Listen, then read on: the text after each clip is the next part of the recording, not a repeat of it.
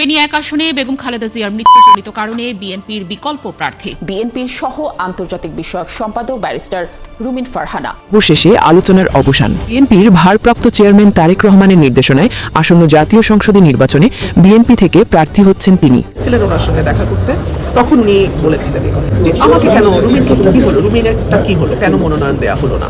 সে বিপুল জনপ্রিয়তা এবং পরিচিতি পাওয়া রাজনীতিবিদ রুমিন ফারহানাকে বিএনপি শেষ পর্যন্ত নির্বাচনে মনোনয়ন। বিএনপির আন্তর্জাতিক বিষয়ক সম্পাদক ব্যারিস্টার রুমিন ফারহানার মনোনয়নকে কেন্দ্র করে কিন্তু বিএনপির ভিতরে বেশ একটা তোলপাড় সৃষ্টি হয়ে গেছিল গত কয়েকদিনে, যেটার প্রভাব কিন্তু দেশের রাজনৈতিক মহলেও কিন্তু পড়েছে।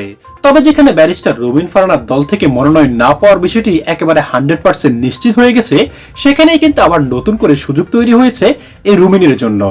দর্শক, খালেদা জিয়ার বিদায় কিন্তু আবারও সুযোগ ফিরে পেয়েছে ব্যারিস্টার রুমিন ফারহানা। অর্থাৎ শেষ মুহূর্তে কোন চমক দেখাতে যাচ্ছেন তারেক রহমান। দর্শক, তারেক রহমানের সঙ্গে আলোচনার পর কিন্তু নিজের মুখে কিন্তু তার স্বীকার করেছেন ব্যারিস্টার রুমিন ফারহানা, যেটা কিন্তু এখনই আপনাদের বিস্তারিত একেবারে প্রমাণ সহ আপনারা দেখতে পাবেন। এবং ব্যারিস্টার রুমিন ফারহানার মুখ থেকে শুনতে পাবেন তিনি কিভাবে নির্বাচন করছেন, কিভাবে কি করছেন।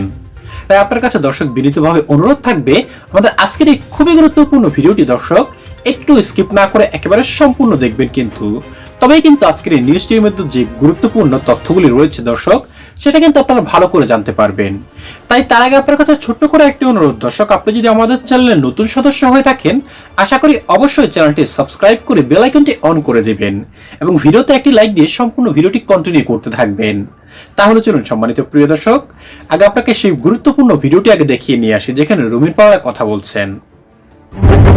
অবশেষে আলোচনার অবসান। দীর্ঘ অপেক্ষা, ত্যাগ আর লড়াইয়ের পর এবার নির্বাচনের মাঠে নামছেন ব্যারিস্টার রুমিন ফারহানা। বিএনপির ভারপ্রাপ্ত চেয়ারম্যান তারেক রহমানের নির্দেশনায় আসন্ন জাতীয় সংসদে নির্বাচনে বিএনপি থেকে প্রার্থী হচ্ছেন তিনি। দলীয় সূত্র বলছে মনোনয়নের বিষয়টিও চূড়ান্ত, কারণ রুমিন ফারহানা দলের জন্য যে ত্যাগ স্বীকার করেছেন তা উপেক্ষা করার সুযোগ আর নেই। গত 17 বছর ধরে তিনি রাজপথে, টক শোতে, সংসদে এবং আইনি লড়াইয়ে বিএনপির পক্ষে দৃঢ় অবস্থান নিয়েছেন। যখন অনেকেই চুপ ছিলেন তখন রুমিন ফারহানা নির্ভয়ে কথা বলেছেন। যখন দল কঠিন সময় পার করেছে তখন তিনি পিছু হটেননি। দলীয় নেতৃত্ব মনে করছে এই দীর্ঘ ত্যাগের স্বীকৃতি দেওয়াটা এখন সময়ের দাবি। এছাড়াও জুলাই আন্দোলনে বিএনপির পক্ষ নিয়ে সক্রিয়ভাবে মাঠে কাজ করেছেন এই নেত্রী। দলের দুঃসময়ে হামলা, মামলা, তীব্র নির্যাতন সবকিছু উপেক্ষা করে গণমানুষের জন্য এবং বিএনপির জন্য কাজ করছেন তিনি। একজন শিক্ষিত, সাহসী ও স্পষ্টভাষী নারী নেত্রীকে নির্বাচনের বাইরে রাখা ঠিক হবে না, আর সেই কারণেই সবকিছু বিবেচনা করে তাকে নির্বাচনের জন্য সামনে আনা হয়েছে। রাজনৈতিক বিশ্লেষকদের মতে রুমিন ফারহানার প্রার্থী হওয়া শুধু একটি মনোনয়ন নয়, এটা বিএনপির জন্য একটি কৌশলগত সিদ্ধান্ত। এতে নারী ভোটারদের আগ্রহ বাড়বে, তরুণ সমাজ নতুন করে আশাবাদী হবে এবং দল মাঠে নতুন গতি পাবে। এখন দেখার বিষয় এই সিদ্ধান্ত ভোটের মাঠে কতটা প্রভাব ফেলতে পারে এবং রুমিন ফারহানা কি তার দীর্ঘদিনের ত্যাগকে ভোটের রূপ দিতে পারবেন। আমাকে না, এটা দলের ঊর্ধ্বতন, অতি ঊর্ধ্বতন কিছু মানুষ গিয়েছিলেন ওনার সঙ্গে দেখা করতে, তখন উনি বলেছিলেন যে আমাকে কেন রুমিনকে কি হলো, রুমিনেরটা কি হলো, কেন মনোনয়ন দেওয়া হলো না। সেটা উনি হাসপাতালে যাওয়ারও 2-3 দিন আগে উনি কথা বলেছিলেন। তো যেটাই হোক, আমার রাজনীতিতে কিন্তু তকদিরের বাইরে কিছু হয় না। হ্যাঁ, ভীষণ রকম ভাগ্য এখানে কাজ করে। সো আমার ভাগ্যে ঠিক ওটাই ঘটছে যেটা আমার বাবার সাথে 73-এ ঘটেছিল। সো আমার বাবা তখন নৌকার জোয়ার ছিল, আর কোনো দলের জোয়ার ছিল না। আমার বাবা স্বতন্ত্র জিতেছিলেন। এখন বাংলাদেশে এই মুহূর্তের প্রেক্ষাপটে যেহেতু আওয়ামী লীগ নাই, বিএনপির একটা জোয়ার দেখা যাচ্ছে, সেখানে আমি আবার স্বতন্ত্র দাঁড়াচ্ছি। সো এটাকে আমি ভাগ্যের খেলা ছাড়া আর কি বা বলতে পারি।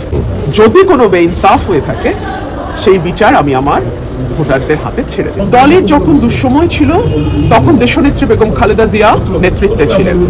তিনি আমাকে যে দায়িত্ব দিয়েছেন সেটা অনেক সময় দেখা গেছে আমার বয়স এবং আমার রাজনৈতিক অভিজ্ঞতার চেয়ে অনেক বড়। তখন 2018 সালের সংসদে 19 সাল থেকে আমি জয়েন করি এবং সেখানে আমার ভূমিকা কি ছিল। দল যখন 22 সালের ডিসেম্বরে আমাকে পদত্যাগ করতে বলে, আমি এক মুহূর্ত চিন্তা করি নাই। যখন বলেছে, যেদিন বলেছে, তখনই আমি সেই মুহূর্তে পদত্যাগ করেছি। এরপরে দল যদি মনে করে নতুন নেতৃত্ব, তাকে আমি স্বাগত জানাই, যে আমার service is no longer required, that's okay, fine. আমি আবার রাজনীতি চালিয়ে যাব, সময় বলবে। এটা তো আমি বলবো না। এটা যদি মানুষ ভোট দেয় তাহলে ঠিক সিদ্ধান্ত, যদি মানুষ ভোট না দেয় তাহলে ভুল সিদ্ধান্ত, এটা আমি বলতে পারবো না। সবাইকে আমি প্রতিপক্ষ মনে করি না, প্রত্যেকেই প্রতিদ্বন্দ্বী। আমরা একটা সুস্থ প্রতিদ্বন্দ্বিতার মধ্যে দিয়ে একটা সুস্থ রাজনৈতিক ধারা আনতে চাই। একজন একটা নির্বাচনের আদর্শ পরিবেশ যাতে থাকে, সকল প্রার্থীর প্রতি আমার আকুল আবেদন সেটাই থাকবে। আমরা এক একজন এক এক দলকে রিপ্রেজেন্ট করতে পারি, কেউ স্বতন্ত্র হিসেবে আসতে পারি, কিন্তু প্রত্যেকে যেন নির্বাচনী আচরণবিধি আমরা পালন করি, সেই অনুরোধটা আমার নিজের প্রতিও থাকবে, সকলের প্রতিও থাকবে। কিছু কিছু জায়গায় আমার কর্মীদেরকে বলা হচ্ছে যে তাদের উপরে হয়তো মামলা দেয়া হবে বা কিছু। আমি বলেছি যদি এরকম কিছু হয় নিশ্চয়ই আমি প্রশাসনকে সেটা জানাবো, এবং আমার মিডিয়ার ভাইরা তো আমার পাশে সবসময় আছেন, আপনারাও সেটা জানতে পারবেন। আমি সেটার ব্যাপারে যথাযথ ব্যবস্থা নেব যদি এমন কিছু খুব এমন কিছু টকশোর মাধ্যমে বিএনপির রাজনীতি হিসেবে বাংলাদেশে বিপুল জনপ্রিয়তা এবং পরিচিতি পাওয়া রাজনীতিবিদ রুমিন ফারহানাকে বিএনপি শেষ পর্যন্ত নির্বাচনে মনোনয়ন দেয়নি। সেই নির্বাচনে তিনি স্বতন্ত্র প্রার্থী হিসেবেই তার যে আসন ব্রাহ্মণবাড়িয়া 2 আসন সেখান থেকে নির্বাচন করবেন। বিএনপি তাকে সহ 9 জনকে খালেদা জিয়ার মৃত্যুর দিনে দল থেকে বহিষ্কার করেছে দলের সিদ্ধান্তের বিপরীতে গিয়ে দলের শৃঙ্খলা ভঙ্গের অভিযোগে। রুমিন ফারহানা বলছেন এই যে খালেদা জিয়ার মৃত্যুর দিনে তাকে বহিষ্কার করা হলো, এটা গভীরভাবে সংকেতপূর্ণ একটি ঘটনা। রুমিন ফারহানা ব্রাহ্মণবাড়িয়া 2 আসনটি, যেটির সীমানা নির্ধারণ নিয়েও এ দফাতেও নির্বাচন কমিশনে যখন প্রথম সীমানা নির্ধারণের শুনানি অনুষ্ঠিত হলো, সেদিনও তিনি গিয়ে বিএনপির অন্যান্য মনোনয়ন প্রত্যাশীদের দলের তরফে একরকমের প্রতিরোধের সম্মুখীন হয়েছিলেন। এবং রুমিন ফারহানা তখন সাংবাদিকদের সামনে এসে বলেছিলেন যে 15 বছরে যা ঘটনায় যাদের জন্য তিনি এতদিন ধরে লড়াই সংগ্রাম চালিয়ে গেছেন, যে দলের জন্য তিনি সোচ্চার ছিলেন, সেই বিএনপির কর্মীরা আজকে তাকে ধাক্কা দিয়েছে। সে সময়েও রুমিন ফারহানা শিরোনাম হয়েছিলেন। রুমিন ফারহানা কিন্তু 2018 নির্বাচনের আগে থেকেই ওই এলাকায় গিয়ে বাড়িঘর করে সেখানে নির্বাচনী প্রচারণা চালাতে থাকেন এবং সেখানে জনসংযোগ করতে থাকেন, তার নেতাকর্মী তৈরি করতে থাকেন, অনুসারীদের তৈরি করতে থাকেন। এবং 2018 নির্বাচনের আগেও তিনি সেখানে মনোনয়ন প্রত্যাশী ছিলেন। সেবারেও তিনি দলের মনোনয়ন সেখান থেকে পান না। সেবার আব্দুস সাত্তার উকিলকে বিএনপি মনোনয়ন দেয়, কিন্তু পরে বিএনপি 2018 সালের নির্বাচনে যে একটি নারী সংসদ সদস্য পদ পেয়েছিল তাদের 5 জন বিজয়ী সংসদ সদস্য বিপরীতে, সেই সংরক্ষিত নারী আসনে তখন কিন্তু বিএনপির তরফে রুমিন ফারহানাকে মনোনয়ন দেওয়া হয়েছিল এবং রুমিন ফারহানা সেই সুবাদে সংরক্ষিত নারী আসনের সদস্য হিসেবে সংসদে গিয়েছিলেন। নারী সংরক্ষিত আসনে তখন যে রুমিন ফারহানার মনোনয়ন, সেটাও কিন্তু লন্ডন থেকেই নির্ধারিত হয়েছিল, ঠিক যেমন ভাবে 2018 সালের প্রত্যেকটি আসনের মনোনয়ন, মানে সেবার তো বিএনপি ডক্টর কামাল হোসেনের নেতৃত্বে জোট গঠন করে জামায়াতে ইসলামী, বিএনপি, ডক্টর কামাল হোসেনের গণফোরাম সকলে একত্রে নির্বাচনে গেল। 300টি আসনের মনোনয়নই কিন্তু তখন লন্ডন থেকে তারেক রহমানের তত্ত্বাবধানে নির্ধারিত হয়েছিল। এবং এরপর রুমিন ফারহানা মানে নারী সংরক্ষিত আসনেও যে বিএনপি কাউকে মনোনীত করবে, সেই সিদ্ধান্তটাও তখন তারেক রহমানের তরফে নেওয়া হয়েছিল। এবার তাহলে কি ঘটলো? রুমিন ফারহানা এখন সরাসরি এক রকমের তারেক রহমানকে, বিএনপির নতুন নেতৃত্বকে তাকে যথাযথ মূল্যায়ন না করবার জন্য এবং তাকে নির্বাচনে মনোনয়ন না দেওয়ার জন্য দায়ী করছেন।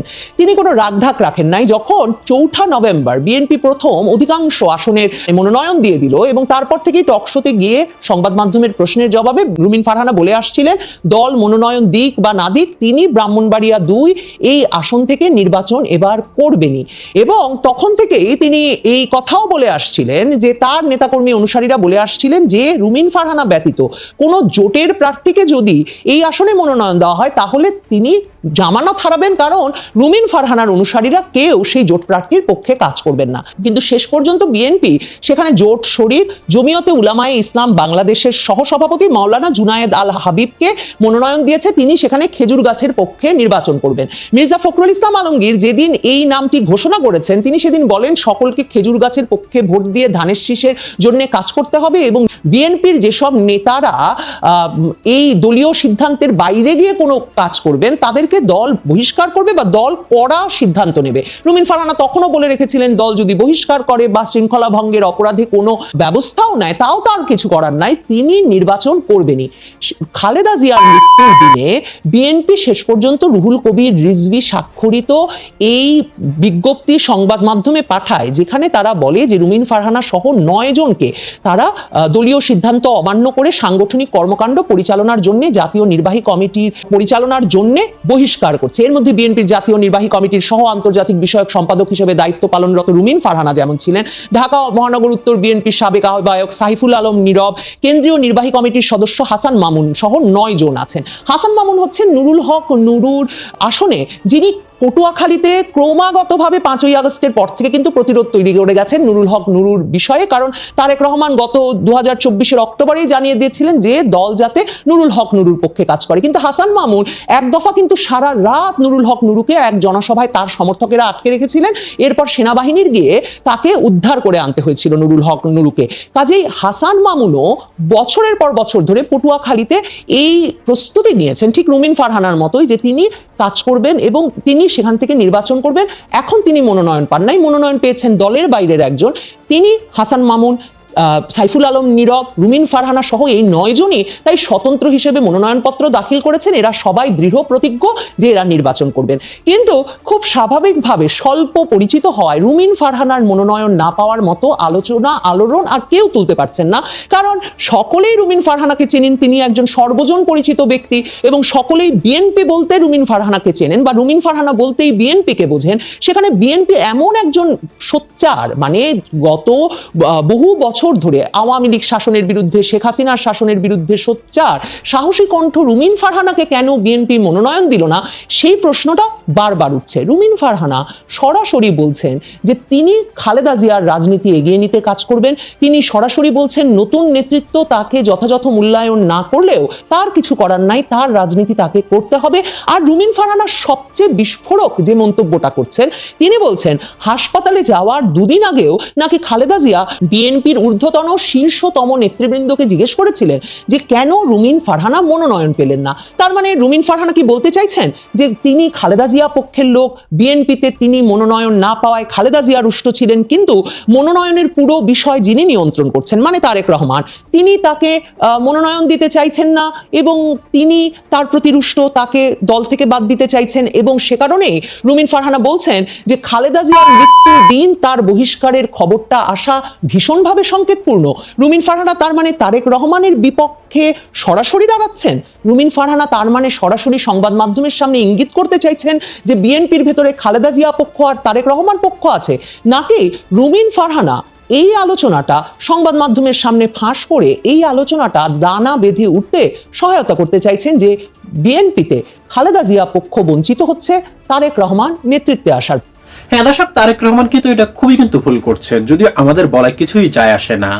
তবে ব্যারিস্টার রুমিন ফারহানাকে নমিনেশন না দিয়ে বিএনপির কতটা ভুল হয়েছে দর্শক, সেটা কিন্তু আগামী দিনগুলোতে কিন্তু বিএনপি কিন্তু টের পাবে। কারণ যেহেতু শুরুতে রুমিন ফারহানাকে নমিনেশন দেয়নি বিএনপি দলের পক্ষ থেকে, তবে খালেদা জিয়ার বিদায়ে যে 3টি আসন দর্শক খালি পড়েছিল, সেখান থেকে কিন্তু সমন্বয় করে কিন্তু ব্যারিস্টার রুমিন ফারহানাকে কিন্তু তুলে আনা যেত, তবে সেটাও করেনি বিএনপি। অর্থাৎ এত বড় সুযোগ তৈরি হওয়ার পরও কিন্তু ব্যারিস্টার রুমিন ফারহানাকে তুলে আনেনি, অর্থাৎ মনোনয়ন দেয়নি তারেক রহমান এবং বিএনপির কেন্দ্রীয় কমিটি। তারা কি বুঝে এই সিদ্ধান্তগুলি নিচ্ছে দর্শক, সেটা একমাত্র তারাই কিন্তু ভালো বলতে পারবে। কারণ দর্শক, শুরুতে দলীয় সিদ্ধান্ত যেটাই এসেছে সেটা কিন্তু মানতেই হবে। তবে তারপর খালেদা জিয়ার বিদায়ের পর দর্শক যে সুযোগ করে দিয়ে গেছে রুমিন ফারহানার জন্য খালেদা জিয়া, সেটা কিন্তু কাজে লাগাতে পারতো কিন্তু তারেক রহমান। যদি নিজ দুকে এই কাজটি করত, তবে কিন্তু ব্যারিস্টার রুমিন ফারহানার মতো এমন গুণীমান একজন নেত্রীকে হারাতে হতো না বিএনপির। তবে এখানে অনেকেই কিন্তু বলাবলি করছেন দর্শক যে ব্যারিস্টার রুমিন ফারহানা স্বতন্ত্র থেকে নির্বাচন করলেও দলের পূর্ণাঙ্গ সাপোর্টটাই কিন্তু ব্যারিস্টার রুমিন ফারহানা পাবেন, আর বহিষ্কারের যে বিষয়টা সেটা একটাই সাধারণ নাটক, এমনটাই কিন্তু অনেকে কিন্তু বলাবলি করছেন। কারণ যে শরিক প্রার্থীকে তারা নমিনেশন দিয়েছে দর্শক, সেটা তাদের দল বাড়ানোর জন্যই কিন্তু এই কাজটা করা হয়েছে। অর্থাৎ দলের পুরো সাপোর্ট কিন্তু রুমিন ফারহানার উপরই থাকবে এবং যখন সে পাশ করে আসবে তখন কিন্তু তাকে আবারও কিন্তু দলে নিয়ে নেওয়া হবে, এমনটাই কিন্তু হয়তো বা কোনো একটা গেম খেলছে বিএনপির কেন্দ্রীয় কমিটি। কারণ দর্শক, এমন অনেক নাটক কিন্তু অতীতেও কিন্তু হয়েছে আওয়ামী লীগের সময়ও, যার ফলে কিন্তু দর্শক মানুষ এখন এগুলো নিয়ে কিন্তু অনেক বলাবলি করছেন। তবে সেটা যাই হোক দর্শক, ব্যারিস্টার রুমিন ফারহানা একজন বিএনপির একজন আন্তর্জাতিক বিষয়ক সম্পাদক হিসেবে তার একটা স্ট্যাটাস আছে। সেই স্ট্যাটাসকে ক্ষুণ্ণ করে তিনি যদি আবারও যদি বিএনপিতে ঢোকেন দর্শক, সেটা কিন্তু তার একেবারে রেপুটেশনের কিন্তু একেবারে 12টা বেজে যাবে।